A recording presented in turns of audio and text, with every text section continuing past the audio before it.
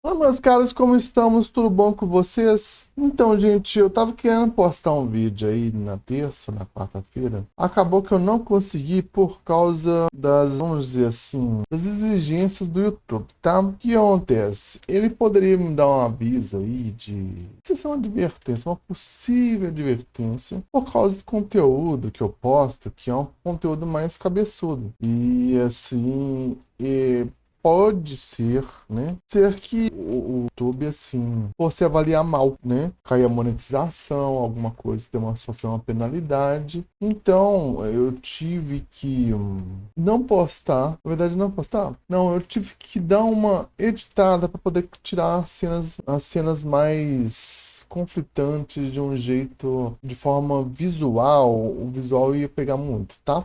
Pra não aparecer essas coisas, então eu editei o vídeo para não aparecer pro YouTube e logicamente para vocês também, tá? Mas eu acho que a intencionalidade sobre o vídeo que eu vou mostrar hoje, eu acho que vocês vão conseguir pegar assim, tá bom? Olá, meus caros, tudo bom? Hoje eu vou falar de um jogo survival horror tipo Silent Hill, tá? Antes de tudo, curta o vídeo, compartilhe e se inscreva no canal. Recados dados, vamos ao vídeo. Eu fiz aí uma breve introdução, porque o jogo hoje eu vou ter que meio que fazer um ensaio, né? Para poder explicar ele, porque eu joguei pouco tempo dele. Muitos jogos, às vezes, eu faço uma introdução, né, com um vídeo mais curto, até para depois, um tempo depois, trazer pro canal, tá? Mas qual que é o lance? Às vezes, não vou falar pedir desculpa, porque como sou produtor independente, então assim, vai no meu ritmo. Espero que vocês compreendam. Mas uma das coisas que eu levo muito em conta, às vezes, ao ver o jogo,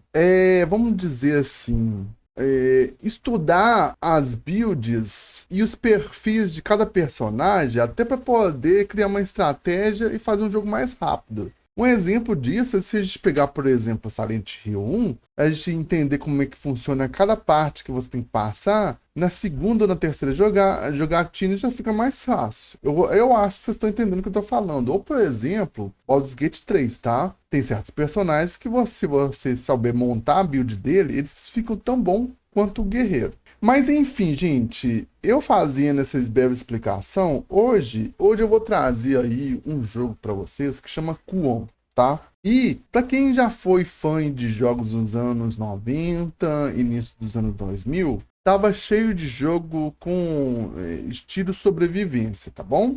A gente tinha aí Resident Evil, tinha Silent Hill, né? E tantos outros jogos, principalmente aí, se fossem jogos japoneses. Tinha muito conteúdo desse tipo, tá? Então, gente, se a gente pensar em questão de jogos aí de sobrevivência, tá? Tinha muito jogo, se você parar pra pesquisar, dá sim, tem muito conteúdo para você aí dar uma explorada e ver qual tipo de jogo você curte. Só que esse que me chamou atenção e ver qual tipo de jogo você curte. Só que esse que me chamou atenção é que o jogo chamado Kuon, ele foi desenvolvido pela produtora From Software. From Softwares. Mas enfim, gente, vale a pena dar uma pesquisada aí depois, tá? Bom, qual que é o lance, gente?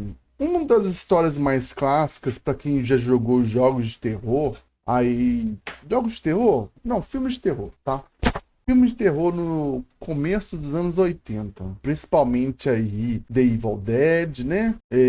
Esses filmes assim do mal que toma conta de uma cabana no meio do nada, né? Do meio de umas florestas, no campo, né? Tem turistas que vão aí para uma casa e ali é tomado conta desse lance, né? Um mal toma conta aí dessa cabana. Agora vamos tirar essa ideia que eu falei, só usa isso inicialmente para você pensar no começo do jogo, tá? Vamos para o Japão e ao invés de pensar, por exemplo, aí em turistas, tá? A gente vai para o Japão medieval, tá bom? E ao invés de turistas, a gente vai substituir aí por feiticeiras que fazem exorcismo, tá? E essa cabana, ao invés de ser cabana, é uma mansão, entendeu? Na cidade de Kyoto, e tudo que está em volta dela está com o mal que está transformando os indivíduos em monstros, né? Adulterados, assim, pessoas que se desenvolvem, criaturas estranhas, às vezes se fundem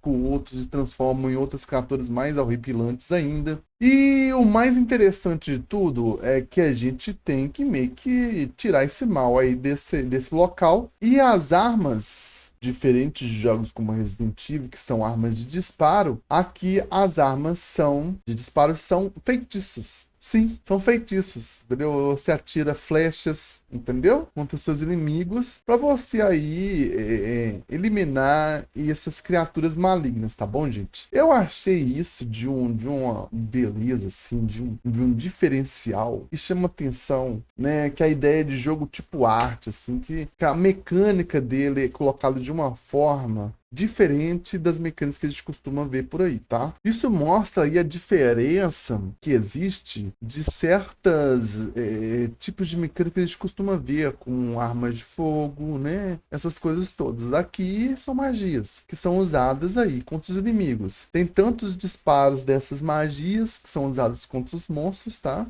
E você vai colhendo esses pergaminhos, né, para poder usar contra os inimigos. Veja, por exemplo, não sei se você já viram aquele desenho do Inuyasha, tem uma menina que é uma feiticeira lá, que vai meio que exorcizando e colocando pergaminhos nas testas dos inimigos. É mais ou menos isso. Só que aqui a gente não vai colocar pergaminho na testa do monstro, né? Até porque senão a gente levar um pau danado, uma porrada, tá bom, gente? Mas qual que é o lance aqui?